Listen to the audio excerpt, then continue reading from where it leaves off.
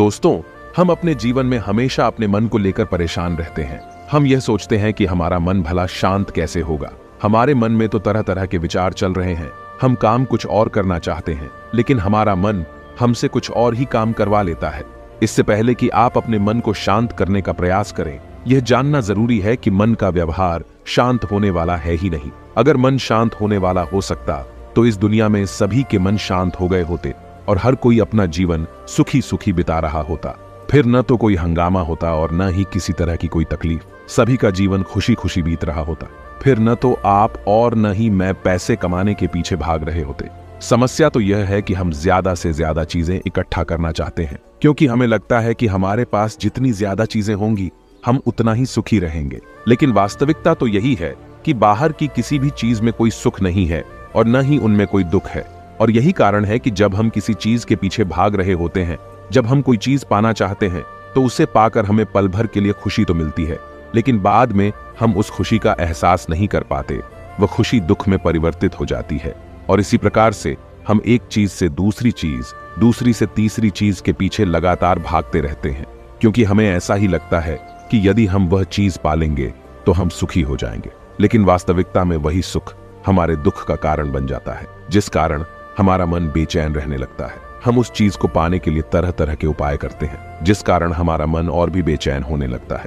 और यह बेचैनी धीरे धीरे चिंता का रूप ले लेती है और हमारा मन पूरी तरह से अशांत हो जाता है। हमें कुछ भी अच्छा नहीं लगता। हमें लगता है कि जो कुछ हमने मांगा था उसका उल्टा हो रहा है, सब कुछ हमारे विपरीत जा रहा है। और फिर हम अपने मन को शांत करने के लिए ध्यान करना शुरू करते हैं, क्योंकि एक ध्यान ही वह मार्ग है जो हमें ज्ञान की ओर ले जाता है। वह हमें यह बताता है कि बाहर किसी भी चीज में कोई सुख नहीं है और न ही दुख है। दुख और सुख तो हमारे मन का भ्रम है। यह हमारे मन की एक उपज है, जिसके लालच में हमारा मन हमें यहाँ वहां भगाता रहता है। जैसे कि महीनों से भूखे एक भिखारी को अगर एक सूखी रोटी भी मिल जाए तो वह उसके लिए सुख है, वह उसके लिए अमृत है। और ठीक उसी के विपरीत यदि किसी धनवान के घर पर 56 प्रकार के भोग भी बन जाए, तब भी वह उसे खाकर तो दुखी ही रहेगा। यह तो उनकी मनस्थिति पर निर्भर करता है। इसे और अच्छे से समझने के लिए आज की जो कहानी मैं आपको सुनाने जा रहा हूं, इस कहानी के माध्यम से आप यह समझ पाएंगे कि हमारे मन की स्थिति क्या है और हम इसे कैसे नियंत्रित कर सकते हैं। तो चलिए बिना किसी देरी के कहानी शुरू करते हैं। एक समय की बात है, एक गांव में एक युवक रहता था जिसका मन बहुत ही अशांत रहता था। वह हमेशा तनाव में रहता। वह अपने मन को शांत करना चाहता था, लेकिन उसे कोई भी उपाय नजर नहीं आ रहे थे। उसके जीवन में कई प्रकार के दुख थे, जिनके कारण वह हमेशा तकलीफ में रहता, तनाव में रहता। एक दिन उसे पता चला कि उसके गांव में एक बौद्ध भिक्षु आए हुए हैं, जो सभी को दुख और सुख पर उपदेश दे रहे हैं। वह युवक तुरंत ही घर से निकला और उनके आश्रम जा पहुंचा। वहां पर पहुंचने के बाद उस युवक ने देखा कि वह बौद्ध भिक्षु सभी गांव वालों को उपदेश दे रहे थे। बौद्ध भिक्षु कह रहे थे कि सभी के जीवन में कोई न कोई सुख और दुख तो आता ही रहता है, जिस कारण हमारा मन बहुत अशांत रहता है। और एक अशांत मन इस दुनिया का कोई भी सुख नहीं ले सकता। फिर चाहे उसे पूरी दुनिया की धन दौलत ही क्यों न मिल जाए, वह उसे पाकर भी दुखी ही रहेगा। परंतु जिस व्यक्ति का मन शांत है, उसके पास चाहे कुछ भी हो या न हो, वह हर छोटे पल का आनंद ले सकता है। वह हर पल को खुशी खुशी जी सकता है। इस दुनिया का और इस जीवन का परम सुख भी प्राप्त कर सकता है। इतना कहकर उन बौद्ध भिक्षु ने अपना प्रवचन समाप्त कर दिया और वापस आश्रम की ओर लौट गए। युवक भी उनके पीछे पीछे आश्रम पहुंच गया और इस युवक ने उन बौद्ध भिक्षु से कहा, हे गुरुवर, अभी कुछ देर पहले आप उपदेश दे रहे थे कि एक शांत मन हर पल का आनंद ले पाता है, हर पल को सुखी सुखी जी पाता है। लेकिन इस दुनिया में सभी के पास मन है और सभी के मन अशांत है, तो ऐसे में भला अपने जीवन को कोई सुखी सुखी कैसे जी सकता है? इस दुनिया में शांत मन किसी के पास नहीं। मेरे पास भी एक ही मन है और वह भी शांत नहीं है। गुरुवर, क्या आप बता सकते हैं कि मैं अपने इस मन को कैसे शांत करूं? तभी बौद्ध भिक्षु ने उस युवक को ध्यान के बारे में समझाया, ध्यान के फायदे बताए और उसे कहा, बेटा, ध्यान करने से हमारा मन शांत हो जाता है। हम विचारों के दलदल से बाहर आने लगते हैं और इस कारण हमारे जीवन में सुख उत्पन्न होने लगता है। यदि तुम भी अपने जीवन में सुखी होना चाहते हो, अपने मन के इन विचारों के दलदल से बाहर निकलना चाहते हो, तो तुम्हें ध्यान करना चाहिए। तुम्हें ध्यान का अभ्यास करना चाहिए, क्योंकि यही वह मार्ग है जो तुम्हारे मन को शांत कर सकता है और तुम्हें सही राह पर ला सकता है। उस युवक ने उन बौद्ध भिक्षु की बात मान ली। उस युवक ने उन बौद्ध भिक्षु को प्रणाम किया और वापस घर चला गया। घर पहुंचने के बाद उसने ध्यान करना शुरू किया वह रात भर ध्यान करता रहा, लेकिन उससे उसे कोई लाभ नहीं हुआ। इस कारण वह अगली सुबह फिर से उन बौद्ध भिक्षु के पास पहुंचा और उन बौद्ध भिक्षु से कहता है, गुरुवर, आपके कहे अनुसार मैंने रात भर ध्यान किया है, लेकिन उससे मुझे कोई लाभ नहीं हुआ। मेरा मन तो अभी भी अशांत है। आप तो कह रहे थे कि ध्यान करने से हमारा मन शांत हो जाता है। तभी वह बौद्ध भिक्षु उस युवा से कहते हैं, ध्यान कोई एक बार करने की चीज नहीं है, ये तो अभ्यास है और धीरे धीरे समय के साथ मन शांत होता जाएगा। इस पर वह युवक कहता है, हे गुरुवर, मेरे पास इतना समय नहीं है, मुझे कोई ऐसा मार्ग बताइए जिससे जल्दी जल्दी मेरा मन शांत हो जाए और मैं खुशी खुशी अपना जीवन जीने लग जाऊं। ऐसे तो मेरा बहुत समय बर्बाद हो जाएगा। मुझे कुछ ऐसा बताइए गुरुदेव, जिससे मेरा मन आज के आज और अभी शांत हो जाए, जिससे मैं सुख की अनुभूति कर पाऊं, मुझे सुकून मिले। उस युवक की यह बात सुनकर बौद्ध भिक्षु मुस्कुराने लगे। उन्होंने उस युवक से कहा, बेटा, मेरे पास तुम्हारे लिए कुछ ऐसा है जिससे तुम्हारा मन अभी के अभी शांत हो जाएगा। इतना कहकर वह बौद्ध भिक्षु अपने आश्रम में गए और अंदर से एक घड़ा लेकर आए और उस युवक को थमाते हुए कहते हैं, जाओ और पास की बह रही उस नदी से इस घड़े में पानी भर कर लाओ।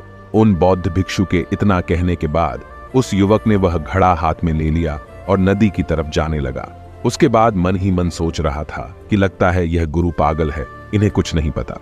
भला यह घड़ा मेरे जीवन में शांति कैसे ला सकता है, ये मेरे मन को शांत कैसे कर सकता है। लेकिन उसके पास और कोई रास्ता नहीं था, जिस कारण उसने घड़ा लिया और पास वाली नदी के पास पहुंच गया। उसने उस नदी में से उस घड़े में पानी भरना शुरू किया, लेकिन जैसे ही उस व्यक्ति ने उस घड़े को नदी से बाहर निकाला तो उस युवक ने देखा कि उस घड़े के चारों ओर छोटे छोटे छेद हैं, जिससे पानी तेजी से बाहर की ओर निकल रहा था। उसने लगातार कई बार प्रयास किए, लेकिन काफी बार कोशिश करने के बाद भी वह उस घड़े को पूरा नहीं भर पाया और थक हार कर उन बौद्ध भिक्षु के पास वापस लौटा और क्रोधित होकर कहता है, गुरुवर, आपने यह कैसा घड़ा दिया है? इसके चारों तरफ तो छेद है, भला मैं इसमें पानी कैसे भरकर ला सकता हूँ? जब भी मैं पानी भरता हूँ, इस घड़े के छेदों से सारे पानी बाहर निकल जाते हैं। इस घड़े को मैं पूरा नहीं भर सकता। तभी वह बौद्ध भिक्षु उस युवक को शांत कराते हुए कहते हैं, बेटा, शांत हो जाओ, तुम्हें तुम्हारे प्रश्न का जवाब ही तो दे रहा हूँ, और यदि तुम क्रोधित अवस्था में इस जवाब को सुनोगे तो इसे समझना तुम्हारे लिए मुश्किल हो जाएगा। इसलिए शांत हो जाओ और मेरी बात समझने का प्रयास करो। ये जो घड़ा मैंने तुम्हें दिया है, इसे अपना मन समझो, और मन केवल दो ही प्रकार से शांत हो सकता है। पहला यह कि तुम उसे लबालब पूरा भर दो और उसमें कुछ भी और आने जाने की जगह न बचे। क्या तुम इस घड़े को इस प्रकार भर सकते हो? इस पर वह युवक कहता है, हे गुरुवर, मैं इस घड़े को लबालब नहीं भर सकता, क्योंकि जब भी मैं इसमें पानी भरता हूँ, सारा पानी तो छेद से बाहर निकल जाता है। तभी वह बौद्ध भिक्षु उस युवक से कहते हैं, ठीक इसी तरह हम भी अपने मन को कभी नहीं भर सकते। हम जितना इसमें डालते जाएंगे, वह सब कुछ हमारे शरीर के द्वारा बाहर आता रहेगा।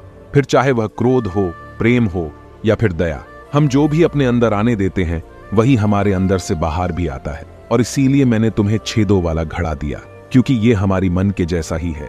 और जब हम इस मन को बस भरना चाहते हैं, तब तुम अपना समय बेकार कर रहे हो। क्या तुम्हें एक पल के लिए भी ये नहीं सोचा कि इसी प्रकार तो तुम अपने मन को भरने में भी लगे हुए हो? क्या इससे तुम्हारा समय बर्बाद नहीं हो रहा? क्या इससे तुम्हारा जीवन बर्बाद नहीं हो रहा? क्योंकि जिस भी चीज से तुम अपने मन को भरोगे, वह तो बाहर निकल ही जाएगी। उस युवक को अपनी गलती का एहसास हुआ।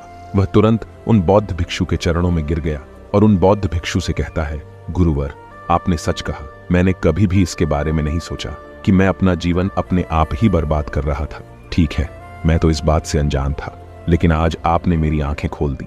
परंतु गुरुवर, अगर यह मन को पूरी तरह भरने का पहला तरीका मन को शांत नहीं कर सकता, तो मन को शांत करने का दूसरा तरीका कौन सा है? गुरुवर मुस्कुराते हुए उस आदमी से कहते हैं, दूसरा तरीका है कि अपने मन को पूरी तरह खाली कर दो। इस पर वह व्यक्ति कहता है, गुरुवर, आप ही मुझे बताइए कि मैं अपने मन को खाली कैसे कर सकता हूँ। तभी बौद्ध भिक्षु कहते हैं, बेटा, यह तो बहुत ही सरल है। बाहर का कूड़ा अपने भीतर मत जाने दो। इस प्रकार तुम्हारा मन अपने आप ही खाली हो जाएगा। वह व्यक्ति कुछ देर सोच विचार करने के बाद बौद्ध भिक्षु से कहता है, हे गुरुदेव, ये कैसे संभव है? जो भी हम देखते हैं, सुनते हैं, वह हमारे मन में ही तो जाता है, वह हमारे भीतर की ओर ही तो जाता है। फिर मैं उसे कैसे रोक सकता हूँ? इस पर बौद्ध भिक्षु मुस्कुराने लगे और उस युवक से कहते हैं, बेटा, मैं तुम्हें यही तो समझाने का प्रयास कर रहा हूँ कि मन को केवल ध्यान से ही जीता जा सकता है, और एक दिन ध्यान करने से कुछ नहीं होने वाला। हमें इसके लिए समय देना होगा, हमें इसके लिए धैर्य रखना होगा, इसका निरंतर अभ्यास करना होगा। आगे बौद्ध भिक्षु उस युवा से कहते हैं, बेटा, क्या तुम्हें प्यास लगी है? युवक कहता है, हाँ गुरुवर, मुझे बहुत जोरों की प्यास लगी है। इस पर उन बौद्ध भिक्षु ने उस युवक को पानी पिलाया और कहा, ये लो पानी पी लो, इससे तुम्हारी प्यास बुझ जाएगी। लेकिन मुझे एक बात बताओ, क्या आज पानी पी लेने से फिर तुम्हें कभी प्यास नहीं लगेगी? तुम कभी फिर मुझसे पानी नहीं मांगोगे? इस पर वह युवक कहता है, गुरुवर, आप कैसी बातें कर रहे हैं? पानी तो हमारे जीवन का एक हिस्सा है, इसके बिना तो हम मर जाएंगे। और आप कह रहे हैं कि आज पानी पी लो और उसके बाद मैं कभी पानी न पीऊं, ये भला कैसे संभव है? प्यास तो हमें रोज आती है और हम रोज पानी पीते हैं, इसके बिना तो हम मर जाएंगे। तभी बौद्ध भिक्षु मुस्कुराते हुए उस युवक से कहते हैं, ठीक इसी प्रकार एक दिन के ध्यान से हमारा मन शांत नहीं हो सकता। उसे भी रोज भूख लगती है और उसे रोज रोज हमें आहार भी देना पड़ता है। उसे भी रोज पानी पीने की जरूरत पड़ती है और ठीक उसी प्रकार हमें हर दिन ध्यान करने की भी जरूरत पड़ती है। और जब हम निरंतर ध्यान करते हैं, इसका अभ्यास करते हैं, तो देखते ही देखते हमारे मन की भूख शांत होने लगती है और एक समय पर हमारा मन सारे विचार उत्पन्न करना बंद कर देता है। तब वह बाहर से कुछ भी ग्रहण नहीं कर पाता और जो कोई भी विचार हमारे भीतर है, वह सारे विचार देखते ही देखते समाप्त हो जाते हैं और इसी प्रकार धीरे धीरे हमारा मन शांत होने लगता है। आगे वह बौद्ध भिक्षु उस युवक से कहते हैं, बेटा, तुम ही तो कह रहे थे कि तुमने रात भर ध्यान किया है, लेकिन उसके बाद भी तुम्हारा मन शांत नहीं हो रहा। बेटा, तुम चाहो तो 1 घंटे के लिए ध्यान कर सकते हो, चाहो तो पूरा दिन भर तुम ध्यान करो, लेकिन इसका लाभ भी तुम्हें उतना ही मिलेगा। अर्थात मान लो तुम 1 दिन के लिए ध्यान करते हो तो इससे तुम्हारे मन को भी शांति केवल कुछ समय के लिए ही मिलेगी। ये हो सकता है कि वह 1 घंटे के लिए शांत रहे या फिर केवल कुछ क्षणों के लिए, लेकिन वह शांत अवश्य होगा। लेकिन जैसे ही उसे फिर से भूख लगेगी, वह फिर से अशांत हो जाएगा और फिर से यहाँ वहां भागने लगेगा और वह अपने विचारों की तलाश में आगे बढ़ेगा, क्योंकि उसे भी तो भूख लगी है, उसे भी तो खाना चाहिए, उसे भी तो पानी चाहिए। जैसे कि जब तुम्हें भूख लगती है, तुम अशांत हो जाते हो, क्योंकि तुम्हें भोजन चाहिए, पानी चाहिए, ताकि तुम अपने पेट की भूख को मिटा सके और तुम्हें शांति मिले। इस पर वह युवक कहता है, आप सत्य कहते हैं, मैं ही गलत था, मेरी ही गलती है।